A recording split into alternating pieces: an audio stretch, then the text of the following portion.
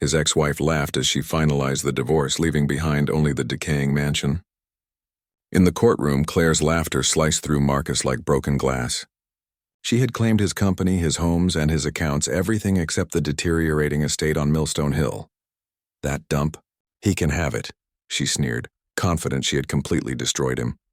What Claire didn't realize was that years before, Marcus had turned that same worthless property into a hidden fortress filled with untouchable wealth. Cash, gold bars, and precious jewels no court could ever seize. Months later, as her empire collapsed under debt, Marcus reemerged stronger, wiser, and untouchable. Before we continue, if this is your first time joining us, consider subscribing to our channel. Your support helps us share more inspiring and powerful stories like this one. Stay with us until the end, and if this story resonates with you, share your thoughts in the comments and send it to a friend. Now, let's begin. The gavel struck sharply, echoing through the courtroom like a fractured bone. The room tensed, but Marcus Hayes didn't move. His posture remained firm, the kind of stillness that comes only when a person has already endured every possible wound. Cold fluorescent lights hummed above, casting an unforgiving glow. The judge's voice carried through the silence, listing figures, assets, and valuations, words that once represented Marcus's sleepless nights, his dedication, and his pride. Today, the judge's words sounded like a list of items being unloaded from a truck, cold and detached. Across the aisle, Claire sat with one leg neatly crossed over the other, calm and composed as if settling comfortably into a first-class seat. A faint smile played at the corner of her lips. Her attorney slid a document across the table. Pens clicked. Somewhere behind them, a whisper broke the silence. "What's his deal? Lost everything?" Another voice responded quietly, leaning into the gossip. "He married up. Married wrong. Unreal." Marcus adjusted the knot of his tie, not to fix it, but to feel something tangible. His palms tingled, and the air carried the stale scent of dust and old paper. He glanced down at Jasmine, his 10-year-old daughter, her chin buried into her sweater's collar as if trying to disappear. Her small hand gripped two of his fingers, and Marcus clenched his jaw, forcing back emotion before the cameras could capture it. The court grants the petitioner full control of Hayes Innovations, all subsidiary assets, primary residences in Riverest and Lakeview, and all liquid accounts totaling. The words faded into a dull hum, endless and heavy. And then came the final line, dry, procedural, and devastating, except the secondary property on Millstone Hill. A soft laugh rippled through the courtroom, hollow and cheap like the fizz of bad champagne. "The haunted mansion," someone whispered with a smirk. "Crumbling relic," another voice added. Claire didn't react. She simply brushed a strand of hair over her shoulder, as if the word ruins was too insignificant to concern her. She placed the pen down with a light tap, a sound that, to Marcus, felt like the click of a lock sealing shut. He inhaled deeply, exhaled slower. This was the point where most people would break. He didn't. Instead, he let the embarrassment roll over him like cold rain, uncomfortable but survivable. He'd endured pain that never made headlines, grief that never trended online. Marcus swallowed hard and shifted his stance, just slightly. No dramatics, just a quiet decision not to fall apart. "Yo, you think he's done?" a voice called after him as he left the room. "Looks done to me," came the reply, softer, almost sympathetic. "Didn't he used to help kids with scholarships? Crazy how life turns." Marcus adjusted the strap of Jasmine's backpack on her small shoulder and guided her toward the exit. The hallway carried the faint scent of printer toner and old coffee. Along the walls, red camera lights blinked silently. A security guard rubbed his jaw, his gaze lingering a moment too long. Behind Marcus, Claire's laughter floated through the air, light, practiced, the kind of laugh that belongs to someone convinced the world is theirs. Outside, a sharp wind cut through his suit, rustling the lifeless leaves in the planters nearby. The sound of traffic hissed in the distance, and a delivery truck beeped steadily as it reversed. Jasmine's breath rose in faint white clouds. Marcus bent slightly to meet her eyes. "We're okay," he said softly, less a promise, more a quiet command to calm his own heartbeat. By the curb, two interns in wrinkled suits whispered among themselves. "She took everything," one said. "Told him to enjoy that dead house." The other shook his head. "That's all he deserves." A pause. Then a faint reply. "Man, that's cold." Marcus looked toward the city's sharp steel skyline, then beyond it, to the distant hill no one could see from here, Millstone, a place most people had already written off as ruined. He let the thought settle, steady and firm. Rolling up his cuff, he revealed a thin silver watch, the same one from his first contract. It ticked softly, not in surrender but in rhythm with resolve. He raised 2 fingers to hail a cab, just enough to get the driver's attention. The door handle felt colder than the wind around them. Jasmine climbed in first and Marcus followed, his movements calm and deliberate. The seat creaked as the car eased into traffic. In the rear-view mirror, the courthouse grew smaller, taking with it the noise, the murmurs, and the weight of other people's opinions. Let them have their laughter, he thought. Let them keep their headlines, because he had something none of them could define, something waiting exactly where she once said she'd never waste her time looking. The mansion on Millstone Hill stood silent, lifeless. From the outside, it looked like a skeleton from another age, its roof sagging, ivy wrapped tight around the old brick, shutters clinging to a single hinge. The gravel driveway was overrun with weeds as if nature itself had nearly claimed it. The gate leaned awkwardly, as if ashamed to still be standing. Even the wind here moved slower, heavier. Marcus stepped out of the cab with Jasmine close beside him. The driver lingered, giving the old property a long look before asking, "You really staying here, man?" His tone wasn't critical, just full of disbelief. Marcus didn't reply. He pushed the iron gate open, its hinges groaning like they hadn't moved in years. The air smelled of damp soil and faint decay, a scent most would find unpleasant, but to Marcus it meant seclusion. Inside, the wooden floor creaked beneath their steps. Strips of wallpaper hung loose, revealing plaster the color of aged bone. Rain had eaten away at the ceiling edges, leaving dark stains across the paint. Somewhere deeper in the house, a loose window frame rattled against the wind. Jasmine wrinkled her nose. "Dad, it's kinda creepy." Marcus glanced at her, the corner of his mouth lifting slightly. That's what makes it perfect. What she didn't know, and what no one beyond these walls ever would, was that 10 years earlier, long before Claire or the courtroom humiliation, Marcus had turned this place into his safeguard.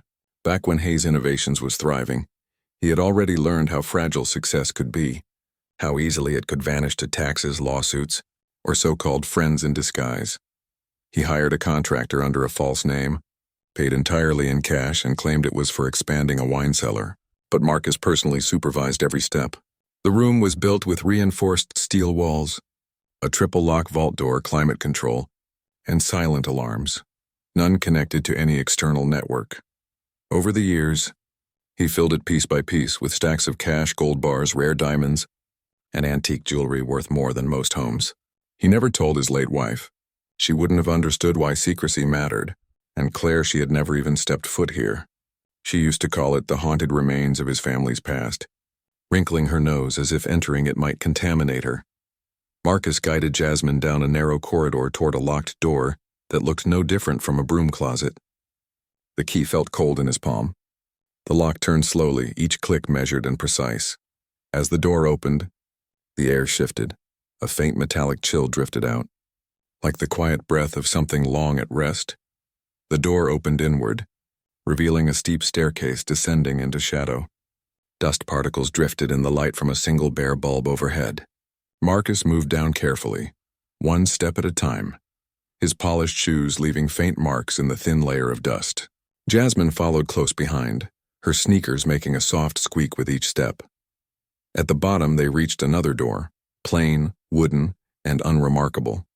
Marcus knelt, brushed the dust away, and pressed his palm against a knot in the wood. With a quiet mechanical sound, a panel slid aside, uncovering the vault door hidden behind it. The steel surface looked untouched, as flawless as the day it was built. He turned the wheel lock slowly, each motion deliberate. When the door opened, cool air flowed out, still carrying a faint scent of cedar and preserved wealth. Inside, gold bars were stacked neatly like bricks of light. Bundles of cash lay wrapped in clear plastic, and velvet boxes lined the shelves, each holding diamonds that caught the dim light and scattered it into countless reflections. Jasmine's eyes widened, but she stayed silent, stepping forward until her shoes whispered against the concrete floor. Marcus placed his hand on a stack of gold. "This," he said quietly, almost conversational, is why we don't panic. From somewhere upstairs, a loose shutter clattered in the wind, a sound that could easily be mistaken for the old mansion exhaling. He stood still for a long moment, letting the silence settle. The world believed he was finished. Claire thought she had stripped him of everything. But in this quiet, cold room, Marcus knew he wasn't broke, he was liberated. Not ready to strike yet, but ready to rebuild. He barely touched the fortune around him. That was intentional. You don't rebuild an empire by laying out all your wealth at once. You move quietly, carefully, like threading a wire through darkness. For the first 2 weeks after the divorce, he left the mansion exactly as it was. The shutters still slammed in the wind. Weeds still overran the driveway, and to anyone passing by, it looked like the house was one harsh winter away from collapse. The illusion kept curious eyes at bay. Every morning after walking Jasmine to school, Marcus returned, head down, hands in his pockets. He'd slip inside, descend into the vault, and take only what was needed: an envelope of cash, a single velvet box, just enough to fund his next step without attracting notice. His first call was to an old friend, Arturo, who ran a discreet pawn and metals exchange from a warehouse by the docks. No receipts, just trust and a handshake. Arturo's eyes widened when the first diamond hit the table. Man, you've been holding out on me. Marcus gave a faint smile, just being patient. While Claire paraded through galas in new gowns, Marcus moved strategically, quietly buying influence.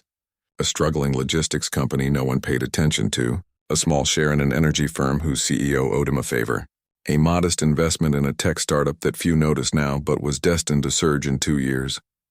Meanwhile, rumors about Claire began to spread, in coffee shops and business meetings alike. She's running Hayes Innovations now, one voice said.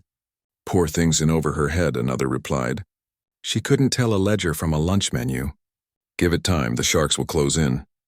Even Jasmine overheard whispers one afternoon at the corner store, as 2 women near the freezer aisle spoke softly. Unaware she was listening. Heard the whispers, didn't you? They said Claire took everything from her husband. Yeah. And now she's on the verge of losing it all herself. Karma, as always, takes her time. As Jasmine and her father walked away from the store that day, she looked up at him with a quiet smile tugging at her lips. Marcus only raised an eyebrow and said, People talk. We let them. Back at the mansion, change began, subtle at first. The outside still looked the same. Peeling paint, cracked shutters, and creeping weeds. But inside, the transformation was underway. Marcus restored the old study, replacing warped wood and sealing the windows. He turned a dusty drawing room into a modern office with a long mahogany desk and 2 leather chairs. The vault, once hidden away, became an extension of his new workspace, a private treasury fueling a plan only he could see. Each night, he stood by the cracked upstairs window, watching distant headlights crawl across the road. He could feel it, the steady build of momentum. By the 3rd month, only about 2% of the vault's contents were gone, yet the ventures he'd funded were already taking shape. Late-night calls from overseas partners came in. New accounts under his name began filling, not with anything Claire could touch, but with assets she'd never even understand. Then one morning, as Marcus reviewed contracts in his renovated office, his phone buzzed. It was Arturo. She's in trouble, the message read. Real trouble. Marcus leaned back, hands steepled, the leather chair creaking beneath him. It wasn't time to celebrate just yet, but the moment was getting close. By month 4, Claire's glossy social media posts began to slow. No more champagne toasts or high-end galas. Gone were the red carpet smiles with her influential circle. In their place were dimly lit restaurant photos and captions that tried too hard to appear upbeat. Her once loyal friends were quietly disappearing. The business world began to take notice. Hayes Innovations missed another quarterly filing. Vendors weren't being paid. Rumors spread fast. She's mortgaging properties now, one investor said. Desperate move. Marcus never asked for updates, but the news reached him anyway. People love delivering bad news, especially when it's about someone who wronged you. But he didn't gloat. Not yet. He stayed focused, refining his plans, moving funds quietly and expanding his growing network of hidden ventures. Then, one rainy afternoon, a business news segment caught his attention. Breaking. Hayes Innovations faces foreclosure on 2 major properties after multiple loan defaults. The anchor's voice was neutral, but the footage wasn't. Claire appeared outside a courthouse, hair plastered by rain, makeup faded, her expression hollow. The image said everything. She wasn't the queen anymore. She looked like someone exiled from her own kingdom. By month 6, bankruptcy filings hit. Luxury cars were repossessed. The penthouse sold off. She even tried liquidating what was left of the company, only to find most assets locked under liens. Now Marcus's phone wouldn't stop buzzing. Journalists wanted his comments. Investors wanted his time. International partners were ready to back his next move. And that's when he decided it was time. The comeback wouldn't be flashy. It would be precise. Invitations went out for a launch event at the city's most iconic skyscraper. The press release read, Hayes Global Investments, a firm dedicated to high-value, high-integrity ventures. A message that spoke volumes without saying her name. He was back, and this time, no one would take the crown. On the day of the launch, the lobby was alive with cameras, reporters, and industry elites. Marcus stepped onto the stage in a tailored charcoal suit, his tie perfectly knotted. Jasmine stood beside him, radiant in a simple, elegant dress. He didn't mention Claire. He didn't need to. Success, Marcus told the crowd, isn't about what others give or take from you. It's about what you're willing to protect, even when the world believes you've lost. Applause filled the room. Cameras flashed like fireworks. And for a moment, Marcus allowed himself to take it in. The peace, the power, the clean slate. Somewhere across town, in a cramped apartment she could barely afford, Claire scrolled through the news feed. The headline under Marcus's photo read, From Ruins to Riches, Marcus Hayes returns stronger than ever. Her coffee had gone cold. The laugh she once used to mock him had disappeared, replaced now by silence. And on Millstone Hill, the mansion still stood tall, its shutters repaired, gates aligned, and secrets carefully guarded. Marcus understood one simple rule. You never reveal all your cards. You let the world believe they've won until the moment they realize they were never even playing the right game. If you thought Marcus's comeback was impressive, wait until you hear what's next. Another betrayal, a deeper twist, and a revenge you won't see coming. So make sure to subscribe, hit that notification bell, and stay tuned, because you definitely won't want to miss what's coming next.